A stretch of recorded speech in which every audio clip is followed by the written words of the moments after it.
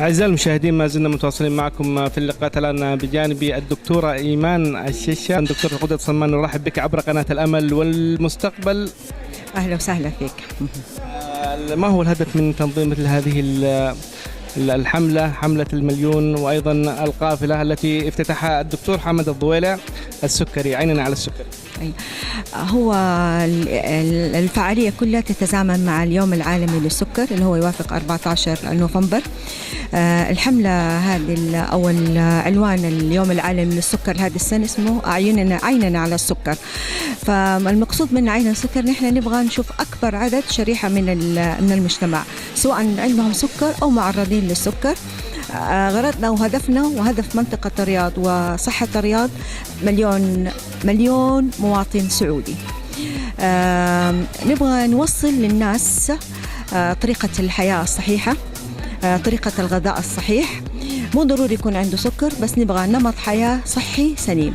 كيف يحافظ على وزنه ما يزيد وزنه، كيف يومه يكون فيه متضمن نشاط رياضي ويبتعد عن الخمول والكسل، كيف انه يقدر ياكل اكل صحي يفيده وما يعرض انه يصير عنده سكر.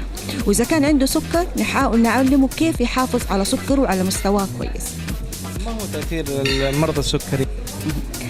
السكر يأثر على طبعا ما بدي أخوفهم، بس السكر مرض من الأمراض اللي هو إذا أنا تعاملت معه جيد، يعني عرفت اتبعت النظام الغذائي، الرياضة، استخدمت علاجي، إن شاء الله ما يكون في أي مشكلة. بس أنا أتكلم على مجموعة الناس اللي هي الجزء البسيط من الناس، إن شاء الله نعتبر إن شاء الله جزء بسيط، إن هم إذا ما اتبعوا هذه الأشياء حيصل لهم مشاكل.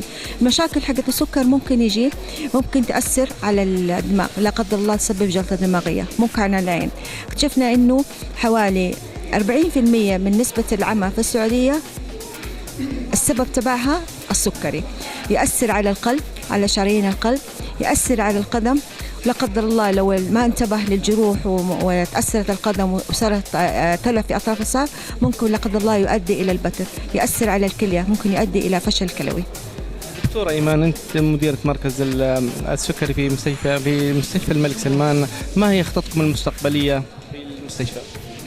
إحنا خططنا في المستقبل أن نتمنى إنه كل مريض يكون سكره ممتاز، يكون يقدر يسوي تحاليله في البيت ويقدر يتواصل معنا.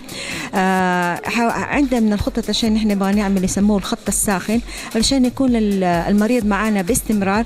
أي معلومة أي حاجة يبغاها ممكن يتواصل معها بسرعة. نحن الحمد لله في المركز هنا المواعيد تبعتنا مو بعيدة، ودائما المريض لما يجي المركز بيكون مع فريق طبي يشوف القدم السكري، بيشوف التثقيف، بيشوف التغذية، بيشوف العيون، بيشوف الطبيب المختص، بيشوف الصالة الرياضية، بنعلمه كيف مفهوم الرياضة.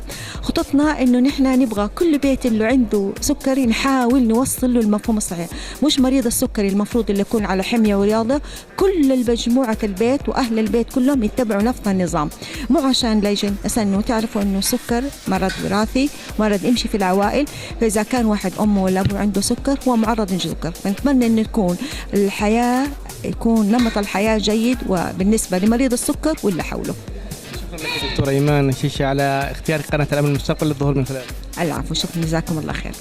إذن مشاهدينا الكرام، كان هذا هو حديث الدكتورة إيمان الشيشة، استشارية قدرة صماء وأيضا مديرة المركز السكري في مستشفى الملك سلمان.